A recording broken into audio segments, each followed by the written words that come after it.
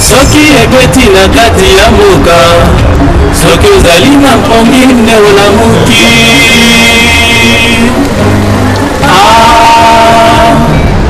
Alléluia, Alléluia.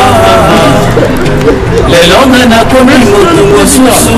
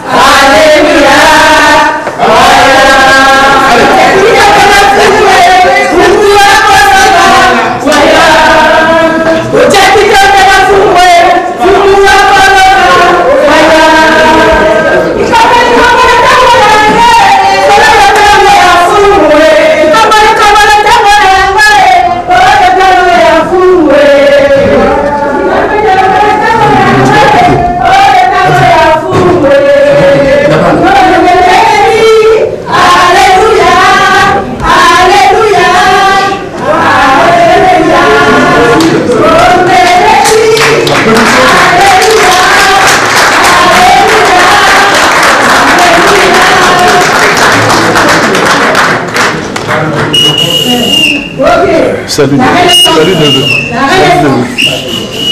renaissance nationale pour nous les ouvriers de la nation. Voilà, c'est la renaissance. awangonge beti na kati ya motema na nga nasala nini balongi na ngai nazali nai mwana kasi nazali komona lokola ngai mpe nakoli motema nde mobeti nakanisi nabandi kolinga. Alléluia, Alléluia, Alléluia. Ngonga soki ebeti na kati ya mboka soki ozali na mpongi nde olamuki. Je remercie l'assistance et la presse d'être venue à cette rencontre consacrée à la présentation de la RENA, un nouveau parti dans l'espace politique congolais, la Renaissance nationale. Comme je le disais à Brazzaville le 27 octobre dernier, lors de la présentation à la presse congolaise et à quelques compatriotes de la RENA, le Congo est à la croisée des chemins.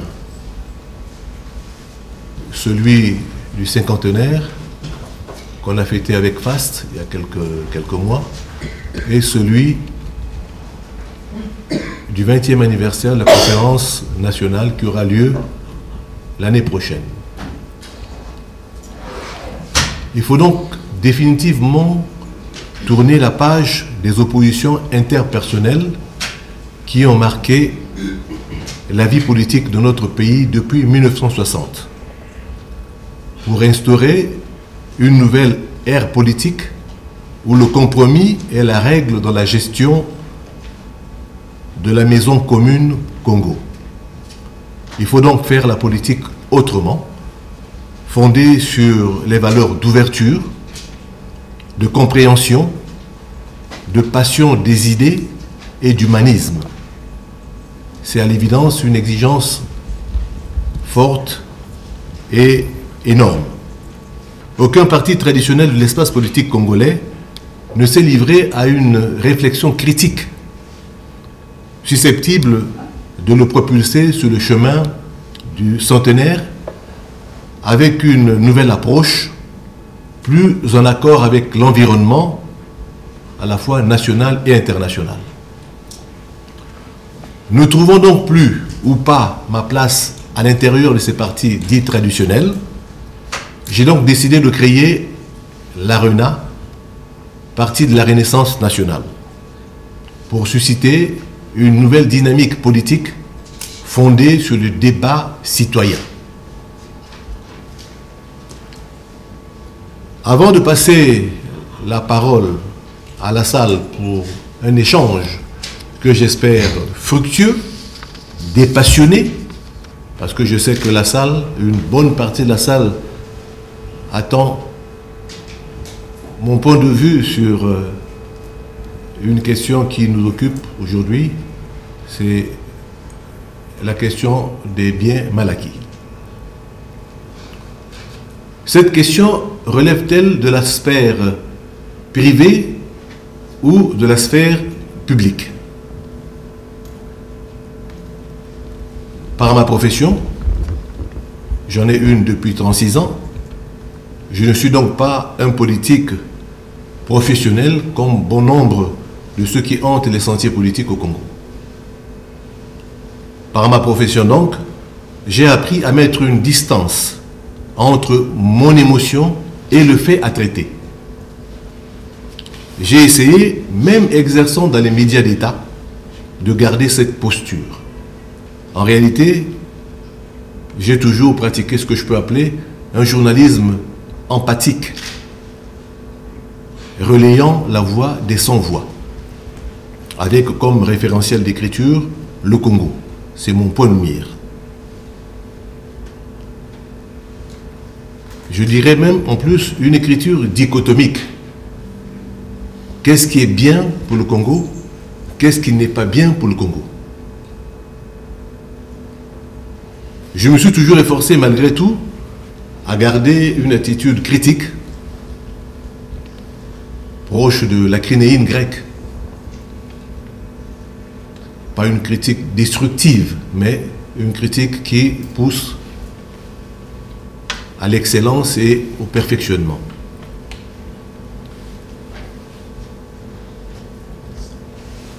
Toute critique qui tend à dénigrer le Congo ne peut donc pas rencontrer mon assentiment, même si par ailleurs je ne suis pas très cocardier. Mais pour commencer, il faut constater que l'affaire dite des biens mal acquis exhale un relent de paternalisme passé de mode. Que disent les ONG à l'origine de cette ténébreuse affaire? Que disent-ils en particulier sur le rachat de tous les palaces français par les magnats du pétrole arabe et par les oligarques russes? Il y a un silence assourdissant de la part de ces gens.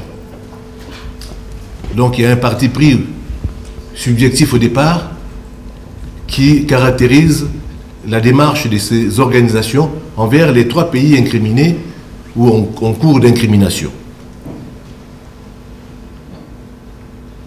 À première vue, on peut dire que l'affaire des biens mal acquis relève de la sphère privée, puisque le président Sassou Nguesso est incriminé individuellement et nommément.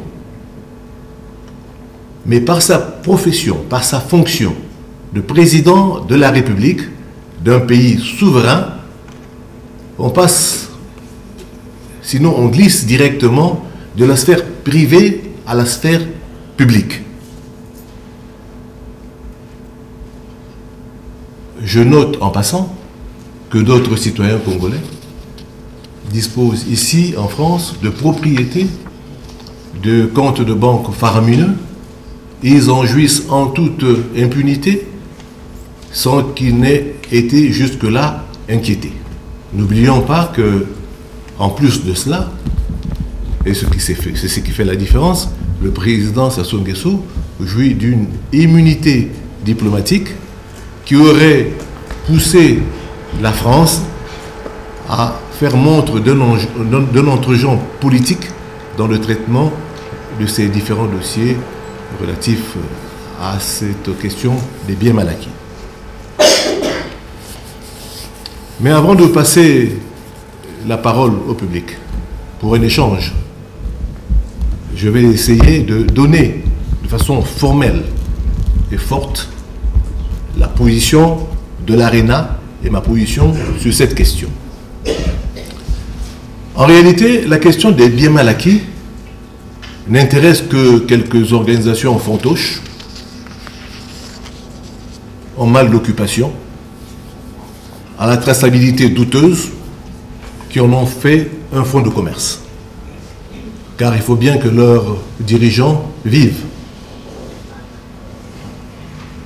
Ces organisations non gouvernementales, à mon avis, et de l'avis de l'ARENA, auraient été mieux inspirées de demander à ceux qui exploitent nos matières premières de dire en toute transparence combien de pétrole, combien de barils de pétrole tirent-ils par jour, qu'est-ce qu'ils gagnent et qu'est-ce qu'ils reversent au Congo. C'est ce qui intéresse le citoyen congolais lambda. Hélas, dans ce domaine, l'opacité est la règle. Ce qui intéresse les Congolais, en prime, ce sont les efforts de modernisation entrepris par le président Denis Sassou Nguesso depuis quelques années. Ce qui intéresse les Congolais, c'est la promptitude avec laquelle le président de la République a réagi face à la dernière et récente épidémie de poliomyélite. Parce que cela touche au quotidien et au vécu quotidien du citoyen congolais. On est donc très loin de quelques villas et quelques comptes de banque anecdotiques par ailleurs.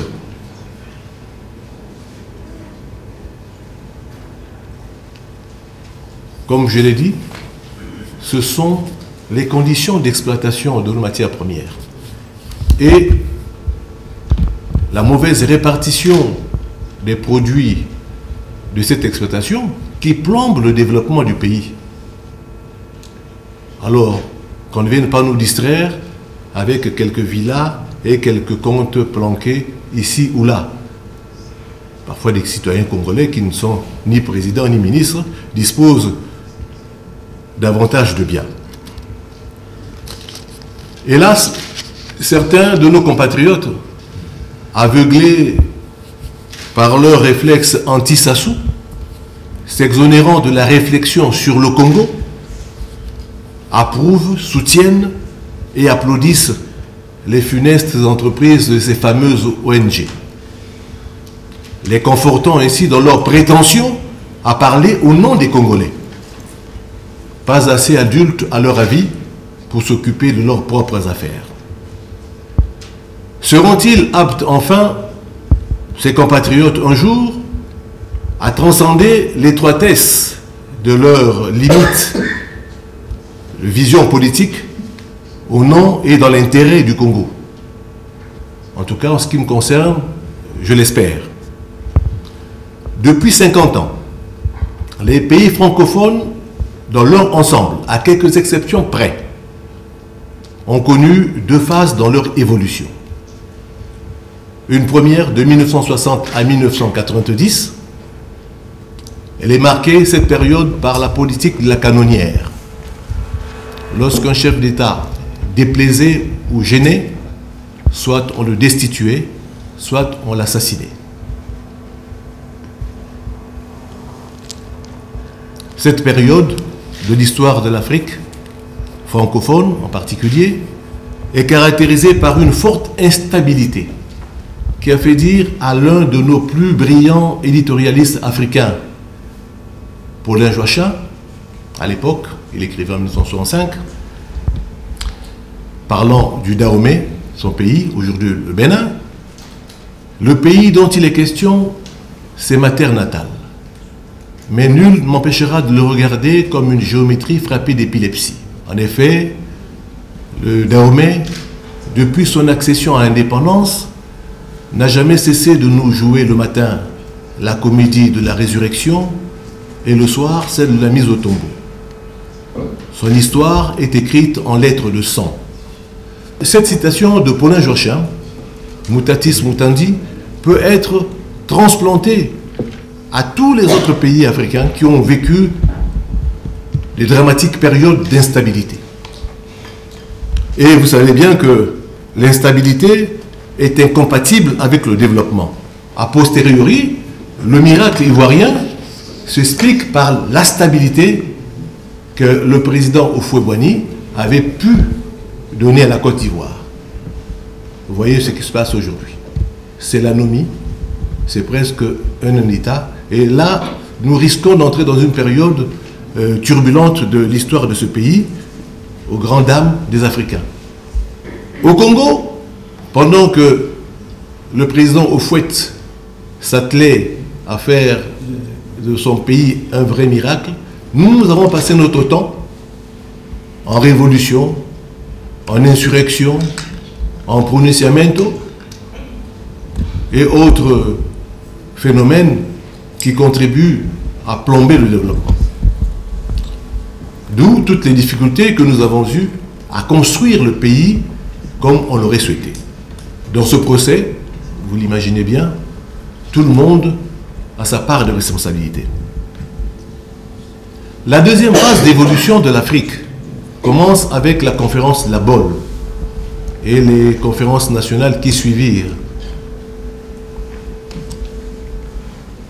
Elle se poursuit jusqu'à présent. Pour atteindre ces objectifs de domination, la nouvelle stratégie de la France consiste désormais à utiliser les facteurs de contestation interne en Afrique. Contestation qu'elle amplifie par RFI, par France 24 et par les nouvelles technologies de l'information et de la communication, Internet en l'occurrence. Il s'agit, ce faisant, de mettre en exergue la misère de nos populations et subséquemment l'incapacité de nos dirigeants, pris globalement, l'incapacité de nos dirigeants à assurer le bien-être aux populations. Et cette question des biens mal acquis repose un peu sur cette nouvelle stratégie française de recolonisation entre guillemets. Comme vous l'avez constaté, la nouvelle stratégie française repose sur l'agression juridico-médiatique ou médiatique tout court. Et la boîte de Pandore est ouverte. Aujourd'hui, c'est 3 ou 4 chefs d'État. Demain, ça sera 5, 6, voire 7. Fort heureusement, nos peuples ne sont pas dupes de ces manœuvres. Sauf quelques concitoyens qui ont déjà l'œil rivé sur les prochaines échéances électorales 2012, 2016, voire l'après-Sassou. Et on les voit s'agiter, appuyant ces manières et ces manœuvres sordides des ONG qui agissent pour déstabiliser nos pays. En ce qui concerne la réalité congolaise, je peux vous assurer que la situation de mal-être de la population congolaise est la préoccupation fondamentale du président Denis Sassou Nguesso. Au cours de son discours du 14 août 2009, devant ses pairs, il a exprimé sa désolation de voir que les choses n'avancent pas au rythme qu'il aurait souhaité. Et devant ses pairs, il s'est engagé à lutter fermement contre la pauvreté pour que les disparités sociales qui fondent aujourd'hui notre vie politique et économique disparaissent. Mais en réalité, ce qui pose problème aujourd'hui, c'est le choix que le président Denis Sassou Nguesso, le président Bongo et le président Nguema ont fait d'un partenariat gagnant-gagnant avec la Chine. Le peuple au quotidien observe les changements et il en est content, sauf ces contempteurs installés à Paris qui se complaisent à critiquer pour critiquer. Il faut quand même rappeler que nous aurions été contents que ces organisations, a posteriori, se plaignent des milliers de morts qu'a coûté le chemin de fer Congo-Océan. Je viens d'Olizy. Les Chinois sont en train de construire une route entre Brazzaville et Pointe-Noire. Jusqu'à présent, on n'a pas enregistré de décès. Où sont donc ces organisations aujourd'hui, au moment où, après avoir vaincu la Vasière par la construction de la route Ifondo et Pena, où sont-elles ces organisations au moment où le peuple congolais et le président Denis Sassou Nguesso sont en train de remporter la bataille du Mayombe, autre forêt mythique du Congo? Elles sont à Paris, en train de pérorer, à vilipender nos chefs d'État au mépris de la souveraineté de nos États. Alors cette volonté forcenée de ces organisations de dévaloriser nos chefs d'État, donc de nous dévaloriser et de nous ridiculiser à travers ces mises en question récurrentes, ne saurait être tolérée plus longtemps. Elle appelle une riposte.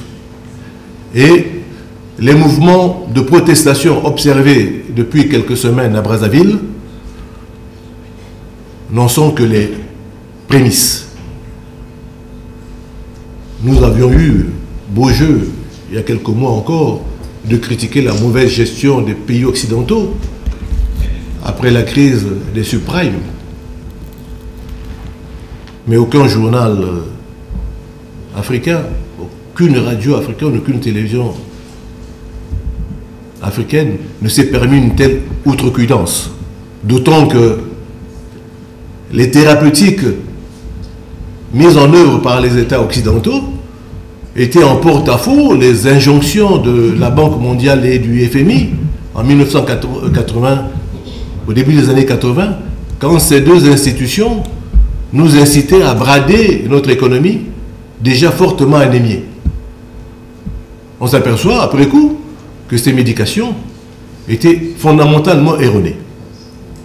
Mais nous avons eu la décence de ne pas nous ingérer dans la gestion interne des pays souverains.